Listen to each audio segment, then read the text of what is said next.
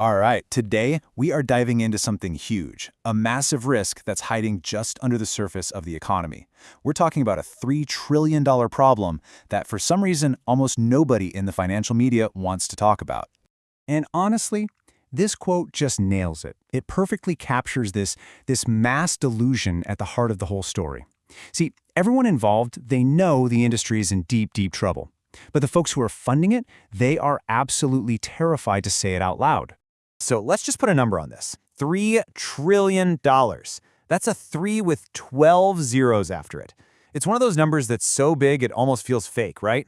But it represents a very, very real and crushing weight on our entire financial system.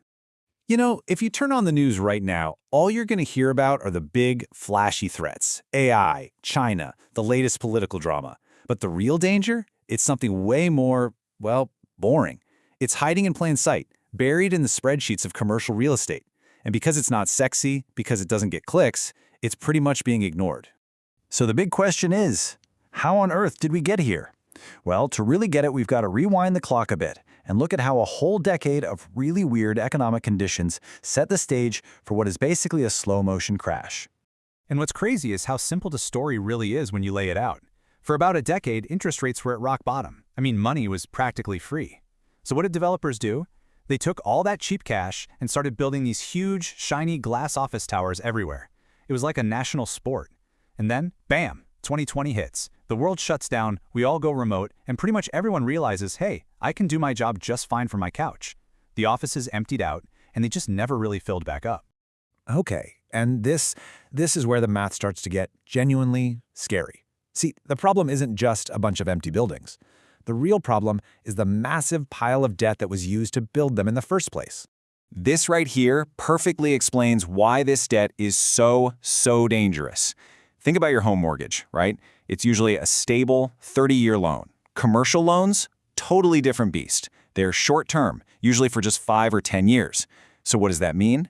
It means all those loans that were taken out when money was cheap, when interest rates were near zero, they're all coming due now. And they have to be refinanced at today's way higher rates. It's basically turned them all into ticking, adjustable rate time bombs. So, who's stuck holding this $3 trillion bag of ticking time bombs? That's the big question. And maybe more importantly, what in the world are they doing to stop this from turning into a full-blown catastrophe? Well, you might be surprised. It's actually not the huge Wall Street banks you'd probably guess.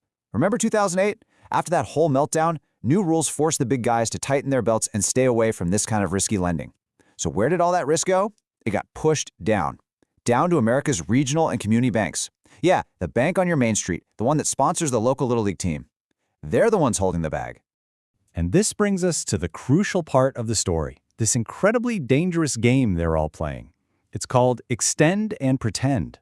And really, it's just a way for banks to avoid admitting that a disaster has already happened. Let me walk you through how this works, because it's kind of wild. Step 1. A 5-year loan on a big office building comes due. Step 2.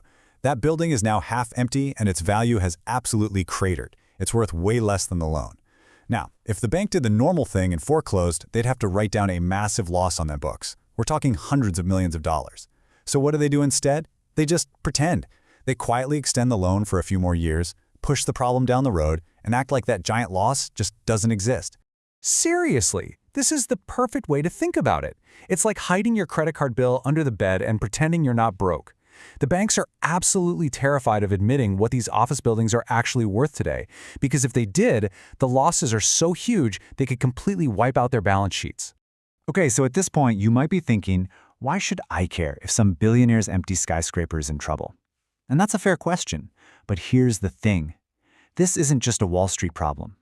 This is where it stops being about them and starts being about you. See, those regional banks we were talking about, they are the absolute lifeblood of our local economies. They're the ones who give loans to the plumber down the street who wants to buy a new truck. They fund the new cafe that's opening downtown. They approve the auto loan for your family's next car. They are literally the engine of small business growth in this country.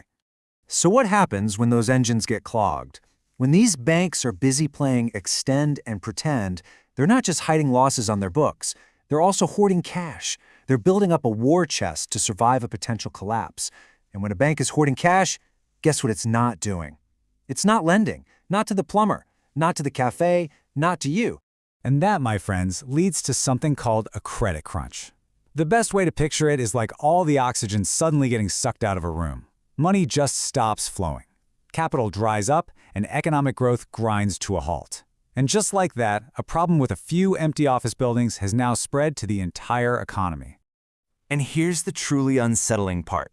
While we're all obsessively watching the Federal Reserve arguing about every little inflation number, we might be looking in completely the wrong direction. That recession everyone keeps worrying about, what if it's not some future event on the horizon? What if it's already here, just hiding in these blind spots, in places no one is bothering to look? Which leaves us with the final critical question. Can they keep playing this game forever? Can they just keep kicking this can down the road, or is it only a matter of time before the music stops and these hidden losses trigger a massive wave of bank failures? The answer to that question, well, it's going to shape our economy for a long, long time.